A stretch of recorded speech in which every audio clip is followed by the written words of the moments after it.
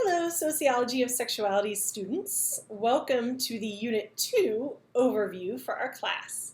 So I'm going to take us over to Blackboard and we will go over the tasks together and a little bit of the content, and you can use this to guide you as you work your way through Unit number 2. When you land on the Sociology of Sexuality's homepage, everything you need is just here on the homepage, right? You don't have to necessarily mess around too much with the stuff on the left-hand side. Everything you need is here.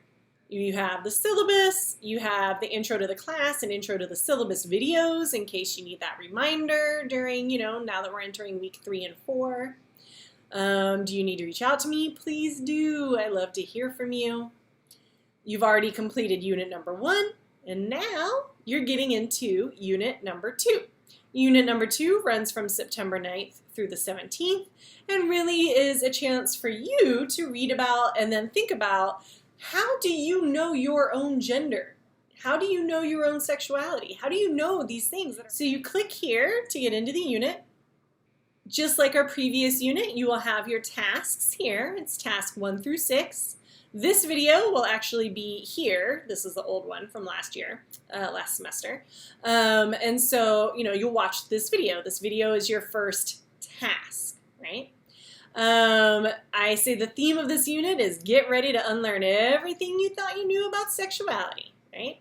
Remember, this is 2 weeks worth of work. There are multiple times when classes aren't necessarily in session, so take your time with it. Don't expect to sit down and complete all of this in one day, okay? Task 2 is a little bit of a new task. Now you'll be using the discussion board for what we originally set up the discussion board for. You will be asked to complete a discussion board post about an Instagram social media page that focuses on fierce advocacy for sexuality justice, okay? I suggest doing the discussion board assignment, during that first week of the 2-week unit, right? So kind of splitting up the work that you have to do. So here, for example, I suggest that you turn it in between the 10th and 14th, and it's worth 4 points. So you can click to launch, or you can click here. When you click on it, it will take you to the list of discussion board forums that you can see. You should see two. You should see the help, confusions, venting, forum where you can post about anything you like. And then you'll see your group. You'll click on the Unit 2 thread, right? So I create the threads. You don't create the threads. So you'll click on Unit 2. And then you'll answer these questions, right? So, and the questions will always vary. So it'll change up from unit to unit. But you'll always be studying the Instagrams that you have been assigned. These are worth 4 points each. It adds up to 28 points by the end of the semester. That's almost a third of your whole course grade. So these are important. But these are also meant to be fun, right? This is a chance for you to see, again, this is a Sociology of Sexuality's class. What does this look like in action? For this particular unit, I want you to hit reply. And then in your reply, you're going to give me a screenshot or a hyperlink of a post from one of the organizations that you have been assigned. Okay? I want you to include that screenshot or that hyperlink so that everybody else in the group can see it, because you can't repeat within the group. And then create a caption, just like you would if you reposted it on Instagram. And then also explain in a short paragraph why you shared this one with me and your classmates. Then go back and comment on at least one other group member's post. You can write back to, all of your peers, but that's not required. Just do it on one, right? This assignment should help you understand the concepts for the course, how the scholarly and the personal connect, how the personal and the socio-legal connect, right? Like, we don't exist in a vacuum, right? That's what sociology is all about. Like, we live in a social world and we can study how the social world works. Some of these, Instagrams are nonprofits, others are run by academics or activists. Some are, focused on LGBTQ people and their experiences. Some are focused on media and media representation. Some are focused on sex work and sex worker rights. Some are focused purely on, desire, sex, fucking. Others talk about BDSM. Some talk about the right to pleasure and bodily autonomy, right? If some of these directions are a little confusing to you, or you're like, I don't know, how do I do a screenshot? How do I insert pictures? I have things hyperlinked here that kind of walk you through it step by step. The majority of you indicated in the survey that you are comfortable using Instagram over other forms of social media.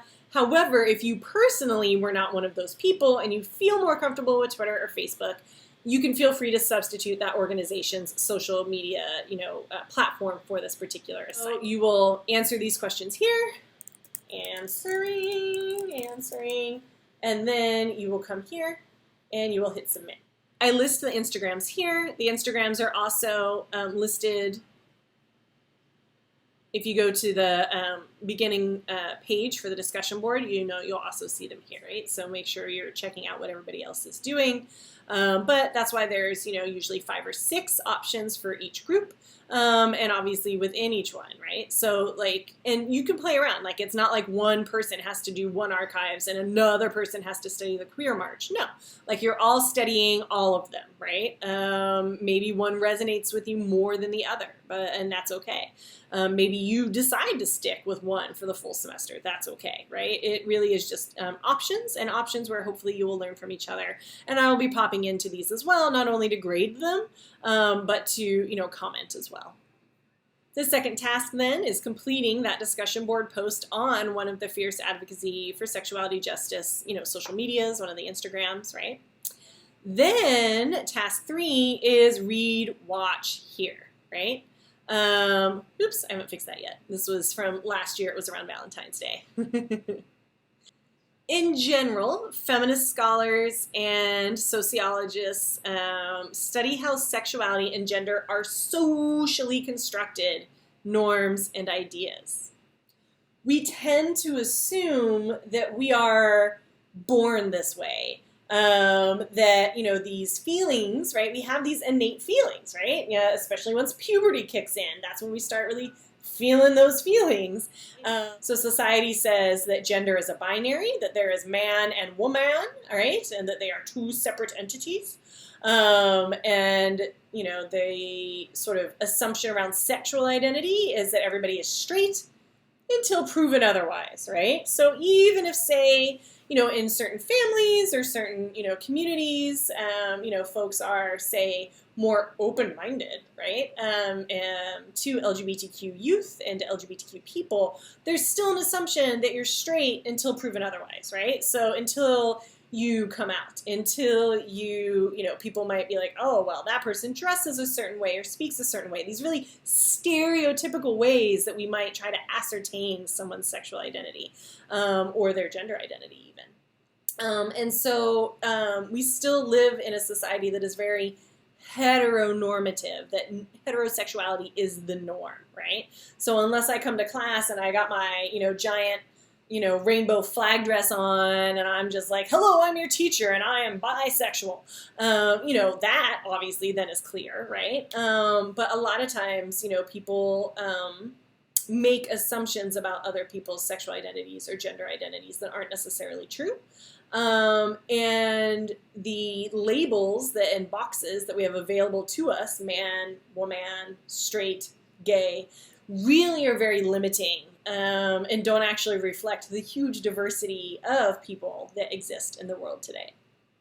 And so, Lady Gaga, I know this is a little old now, but, she has this song, Born This Way, and this isn't really 100% true.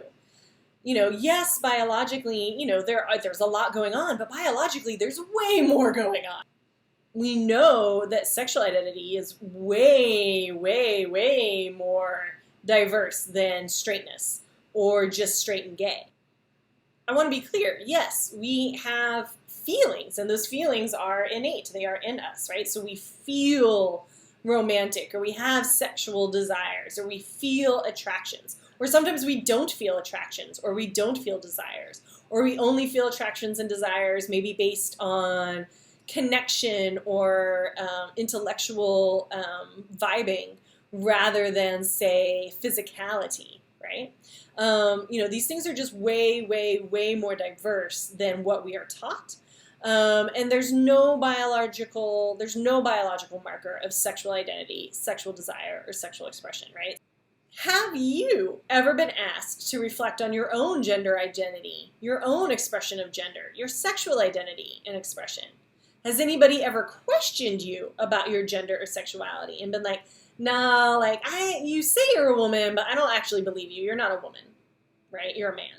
Or been like, oh, you say you're bi, you're really just straight, aren't you? Or you're just bi, until graduation, right? My own mother was very upset that my bi-ness and my queerness wasn't something that I outgrew as if somehow like they were a pair of jeans. So there is a lot of heterosexual privilege and cisgender privilege in our society.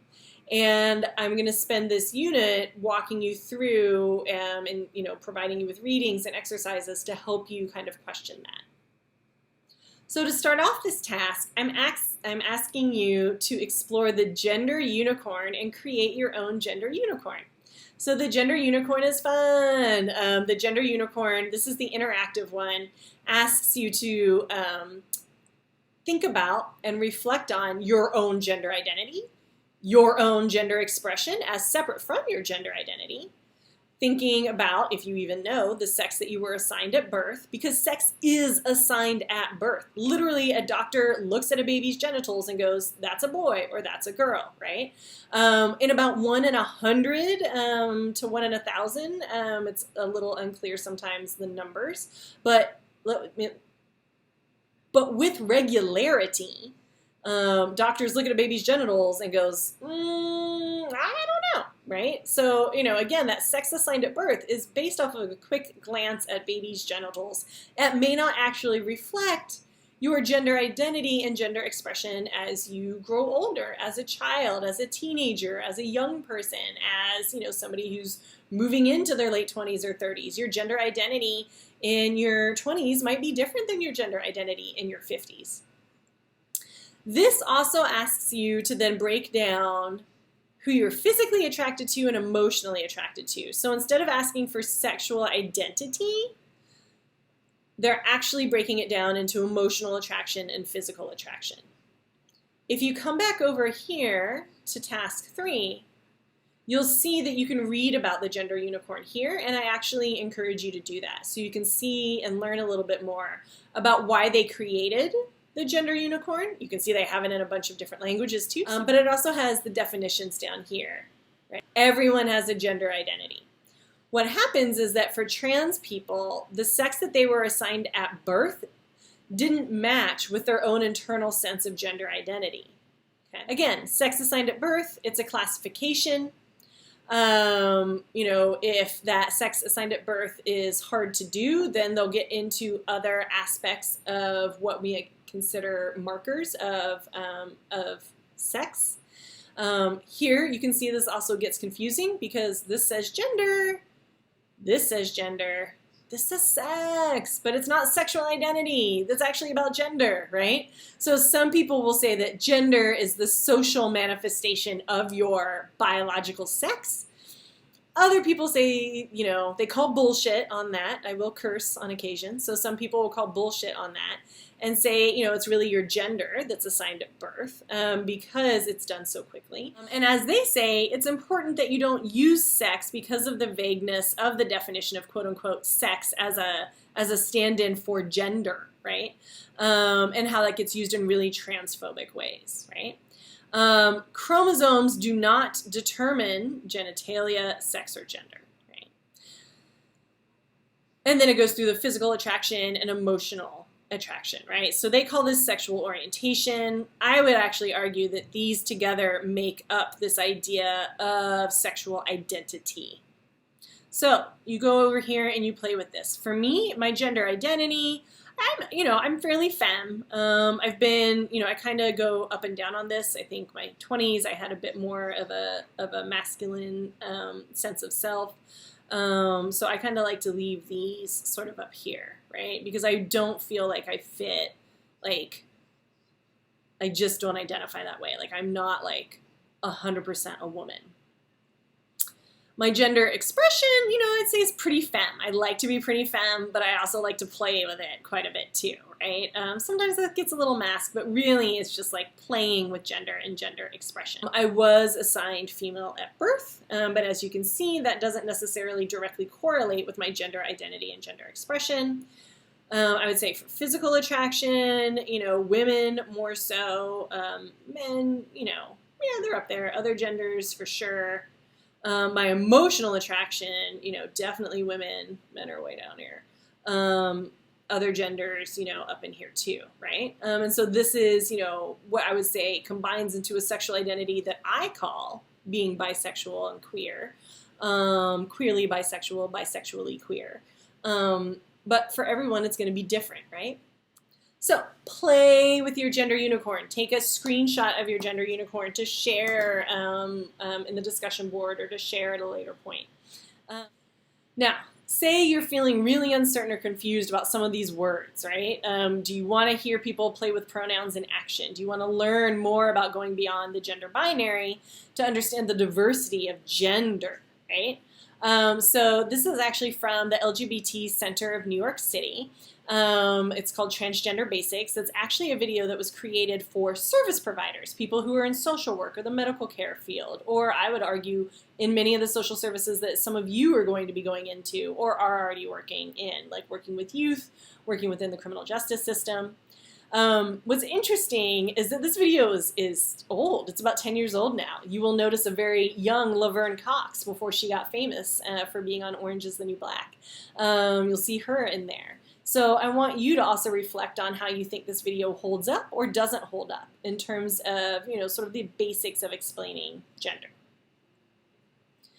Then we're going to move into heterosexual privilege and homophobia, the differences between heterosexism and homophobia, and the sort of queer expectations, queer people's expectations of their straight allies. Okay? So I'm asking you to read, these are encyclopedia pieces, so they're a bit shorter, but they'll give you a brief overview of what heterosexual privilege looks like, right? We are socialized into a heterosexual society. Have you ever heard of anybody coming out as straight? No, because you don't come out as straight. You are assumed to be straight until proven otherwise, right? So this piece by O'Brien gets a bit into what that means. You might have heard, or learned about privilege in other classes in terms of racial privilege, right? So there's that white privilege that white people have in society because this is a society that values white people and whiteness. And so that racism, right, is the flip side of white privilege. Here you have heterosexual privilege or straight privilege, right, which is the flip side of the homophobia and heterosexism. So privileges tend to be things that people don't realize they have. So straight people don't realize, right, the privileges that have been bestowed upon them. So I want you to read a bit about that.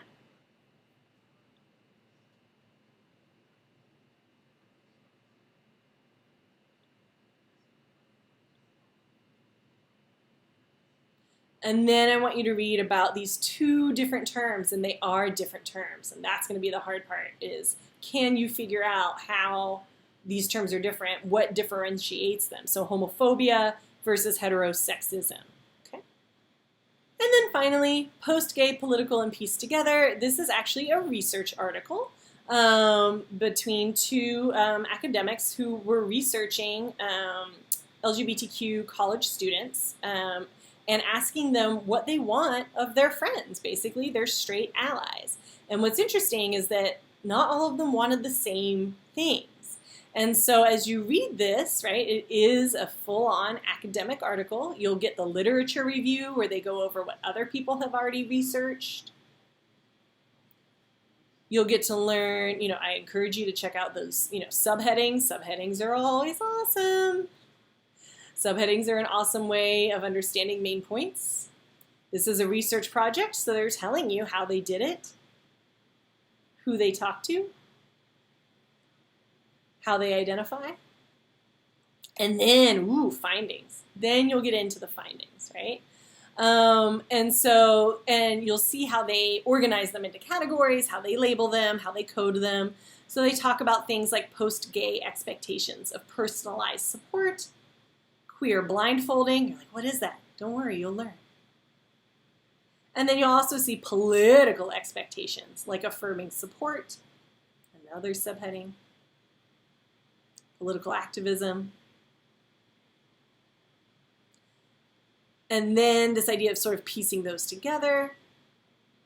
And then at the end of an academic journal article, you'll then get the authors reflecting on what those findings mean and how to interpret them. Then, as you did in unit number 1, you'll complete a quick facts check-in and a 1-sentence summary. Again, it's only 3 questions. It says it's a test. It's really not a test. It is a chance for you to make sure that you understand the main points of this unit. So there'll be 3 questions, right? There's multiple choice, fill in the blank, true, false. And then once you save and submit, it'll bring up, your score. If you got something wrong, go back and fix it, right? I encourage you to go back and fix it. There's no reason why you can't be getting 3 out of 3 on all of these. Then you'll come do your 1-sentence summary. Here, I'm asking you to tell me what heterosexism means for whom, when, how, and why. Not homophobia, heterosexism. So make sure that you're paying attention to that reading, and the other reading too, but particularly the reading about heterosexism and homophobia. So, again, this is 1 sentence that requires you to be succinct, thoughtful, creative, right? I will be compiling everybody's answers into a Google Sheet, and because this is fairly early on in the semester, I want to go ahead and do an assessment worksheet. You will actually be looking at everyone's answers in that Google Sheet. So again, for this unit, your first task will be to watch the video, complete the discussion board post, read, watch, hear, right? Get your learning on, and then complete a quick facts check-in and a 1-sentence summary. And then the extra for this unit, and then we'll do this 2 more times during the semester. We're just getting it done early on to get a feel for where we're at. I'm going to ask you to assess your learning process. And I'm going to ask you to do that by reflecting on the 1-sentence summaries and on your social media discussion board posts. So you see everything's just interconnecting. So I've attached the worksheet here. Follow the directions closely. This is a high points assignment. It's worth 8 points total, so take your time with it. This is a chance for you to write. We write in order to think. We learn differently through writing out ideas than we do by talking out ideas, than we do by sitting with ideas. All of those are very valid ways. They're just all different. So it's good to incorporate all 3. When you've finished with it, you will upload it, right? You'll attach it and then and turn it in that way. Okay. You can click here to be taken to the 1-sentence summaries. You can go along the bottom, Unit 1, Unit 2.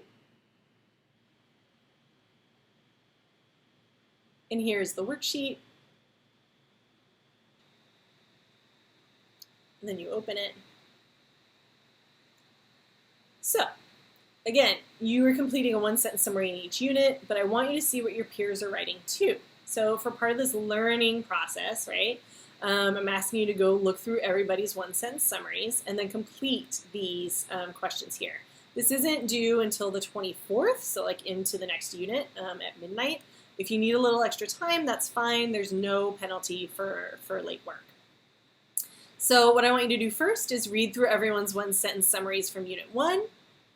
Tell me which sentence you think is the least clear, which one is the best sentence, and then describe in your own words what makes that sentence better than the other one. And then I want you to read through all the 1-sentence summaries for unit number 2. Tell me your original sentence, and then change your sentence, right? So you can't just copy and paste someone else's. But having looked at everyone's, having thought about yours, how could you make your sentence clearer, more succinct, and more concise. And maybe that means you have to go back and reread some stuff. That's okay. Go back and reread it and then give me a stronger, better sentence. The last two questions. One, I'm asking you to give me just a sort of free write paragraph. What makes it so hard to understand and define the differences between heterosexism and homophobia? Okay. Then the last question, consider that these units focused on the concepts of pride, and I mean pride with a capital P, right? Not just like I'm proud of myself, but the pride celebrations. Heterosexism, homophobia, heterosexual privilege, and allyship.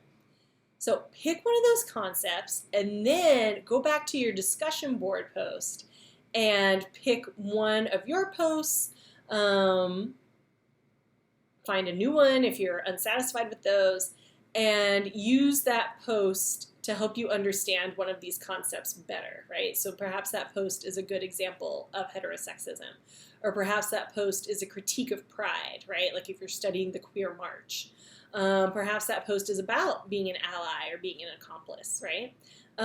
So using the concept to help you understand the social media better, or using the social media to help you understand the concept better.